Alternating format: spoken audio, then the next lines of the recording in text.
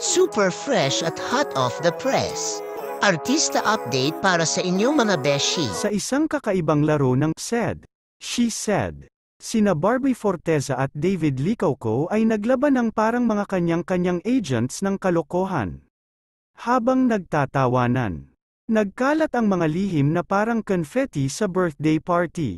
Si Barbie, tila isang secret agent ng kilig. At si David naman, parang superhero ng kalokohan at kagwapuhan.